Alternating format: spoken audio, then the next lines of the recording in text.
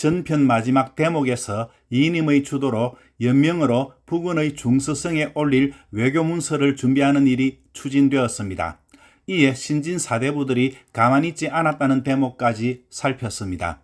연명은 여러 사람이 서명하는 것을 뜻합니다. 우선 서명하기를 거부한 주도적인 인물들을 살펴보겠습니다. 임박, 박상충, 정몽주, 정도전, 김구용, 이숭인, 권건. 신진 사대부 중 많은 사람이 서명에 거부했습니다. 즉 신진 사대부들이 강력하게 반발했다는 뜻입니다. 하지만 임박은 신진 사대부가 아닙니다. 그는 신돈 일파에 속하며 권문 세족이라고 할 수 있습니다. 그는 제주도 관리 시절에 백성들에게 민폐를 끼치지 않아 칭송을 받았다고 합니다. 그는 원래 이인임과 한 편이었습니다.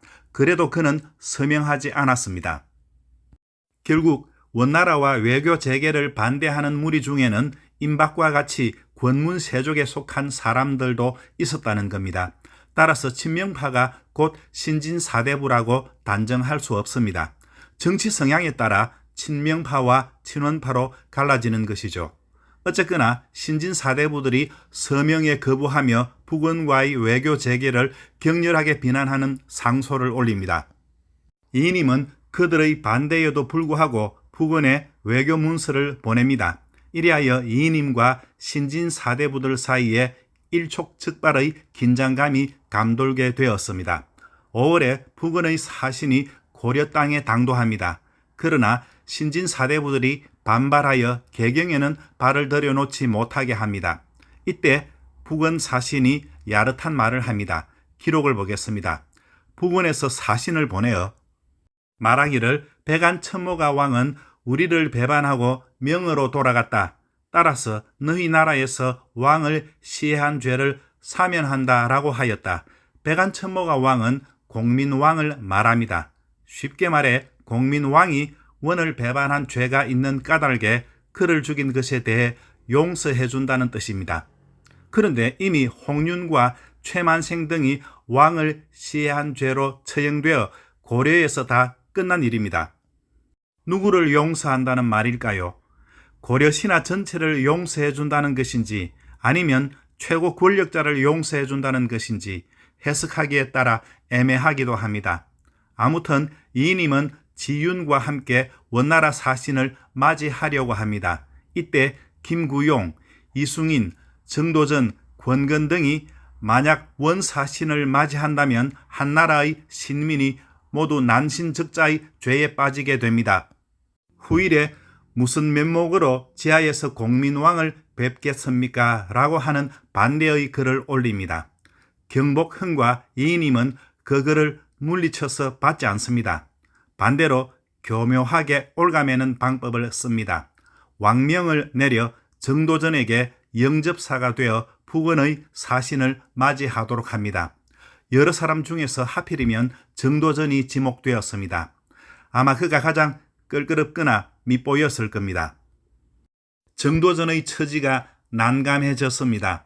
거절하면 왕명을 어기게 되고 따르면 원칙을 어기게 됩니다. 또한 왕명을 어기면 벌받을 각오도 해야 합니다. 정도전은 원칙을 따르기로 마음먹습니다. 기록입니다. 정도전이 경복흥의 집에 이르러서 말하기를 나는 응당 사신의 머리를 베어서 오거나 그렇지 않는다면 결박하여 명으로 보낼 것이요 라고 하였는데 말이 잘못 공손하지 않았다. 또한 태우에게 아뢰어 말하기를 사신을 맞이하는 것은 불가하다고 생각합니다 라고 하였다. 경복흥과 이인임이 노하여 이에 정도전을 회진에 유배 보내었다. 정도전의 고난이 시작되는 순간입니다. 그는 이때만 해도 그의 고난이 10년에 가까운 기나긴 시절 동안 계속되리라고 상상하지 못했을 것입니다. 연이어 정몽주와 박상충도 북원과의 통교를 반대하는 상소를 올립니다. 그러자 이인임이 한 발짝 물러서게 됩니다. 공민왕이 시행한 친명정책을 하루아침에 바꾸기 쉬운 게 아닌데다가 신진 사대부는 물론 상당수의 관료도 북원과의 통교를 반대했습니다. 명덕태후마저 반대에 가세합니다. 이인임이 아무리 실권을 쥐고 있다고 할지라도 북원의 사신단을 개경으로 불러들이지 못합니다. 속말로 이인임이 자존심을 구기게 됩니다. 찬성사 황상과 좌우대원 성성린이 강계로 가서 원나라 사신을 위로해서 돌려보냅니다. 곧 임박이 서명에 거부했다고 해서 탄핵되어 서인으로 강등하여 유배됩니다. 서명에 거부한 사람은 신진 사대부들도 많았습니다. 그런데도 임박이 먼저 탄핵되었습니다. 아마 괘씸죄인 것 같습니다.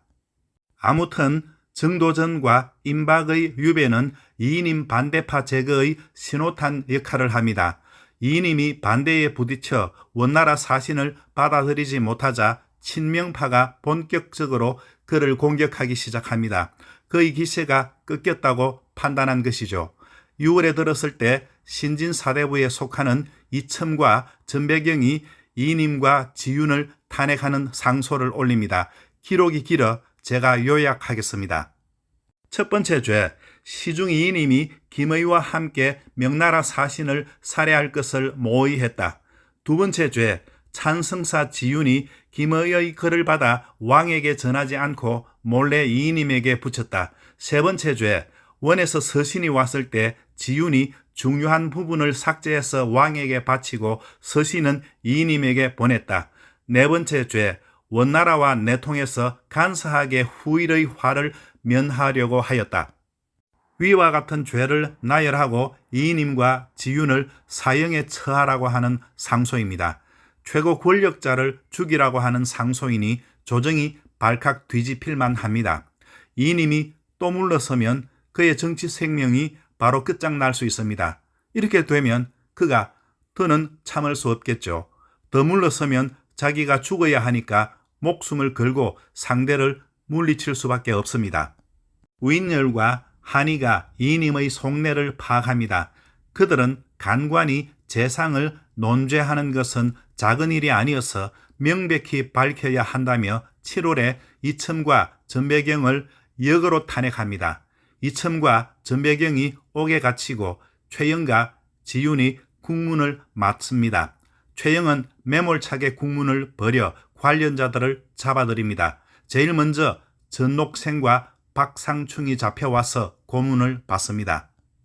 그들이 고문을 받을 때 이인임이 죽일 필요는 없다고 말한 기록이 있습니다. 하지만 두 사람은 유배길에서 고문의 후유증으로 죽습니다. 고문이 굉장히 혹독했다는 걸 알 수 있습니다. 기록을 하나 올립니다. 박상충은 강개하여 큰 뜻이 있었고 박학다식하면서 문장을 잘 지었으며 겸하여 성명하게도 능통하였다. 자신이 맡은 관직을 행함에 있어서 반드시 그에 맞는 도리로 하였으며 의롭지 못하면서 부유하고 귀한 것은 그것을 볼 때마다 멸시하였다. 의로운 사람이 의롭게 살아가려다가 채 뜻을 이루어 보지도 못하고 죽어갔습니다. 최영과 지윤은 계속해서 관련자들을 잡아들였는데 모두가 북원의 사신을 반대했던 사람들입니다. 정몽주, 김구용, 이숭인, 염정수, 염흥방, 정사도, 이승림 등 이번 사건으로 처벌을 받은 사람은 모두 20명을 조금 넘겼습니다. 2달 전에 정도전과 임박이 유배를 떠난 이후 친명파에 대한 본격적인 탄압이 이루어진 것입니다. 20명이 넘는 사람 중 몇 명만 살펴보겠습니다. 이숭인은 이인임의 오촌 조카입니다. 따라서 그의 유배 생활은 길지 않을 것입니다. 염흥방과 염정수는 형제입니다. 또한 염흥방은 정도전과 사적으로 친합니다. 경복형에게 선처를 부탁할 테니 귀양길을 늦추어 달라고 염흥방이 정도전에게 말한 적이 있습니다. 정도전이 뿌리치며 길을 재촉했죠. 성균관 중수 때도 염흥방이 발벗고 나서는 장면이 25회에서 나왔습니다. 이때까지만 하더라도 세속에 찌들어 권력과 재물을 탐하는 염흥방의 모습이 그려지지 않습니다. 그러한 그가 어찌된 셈인지 귀양 생활이 끝나고부터 전형적인 권문세족으로 탈바꿈합니다. 정사도는 최영이 신돈에게 죽임을 당할 위기에 처했을 때 구해준 인물입니다. 최영과는 가까운 사이인 그도 이님의 부건 정책에 반기를 들다가 귀양을 가게 되었습니다. 이성님은 염흥방의 의붓형으로 임박과 함께 수원으로 가서 신돈을 처단한 인물입니다. 보시다시피 처벌된 사람들 모두가 신진 사대부들은 아닙니다. 앞에서도 언급했지만 개인적인 정치 성향에 따라 권문 세족에 속하는 사람들도 친원 정책에 반기를 들었습니다. 유배를 떠난 사람들은 대부분 1, 2년 정도 귀양살이 하다가 모두 풀려나서 다시 관직 생활을 하게 됩니다. 예외적인 세 사람이 있습니다. 이첨은 장장 10년간 유배 생활을 합니다. 유배 생활로는 그가 가장 깁니다. 올해 34세가 되는 정도전은 이천만큼 긴 귀양 생활을 하는 것은 아닙니다. 유배 생활은 2년 정도에 그칩니다. 그러나 이님과 권문세족들이 그를 위험 인물로 보고 경계를 늦추지 않습니다.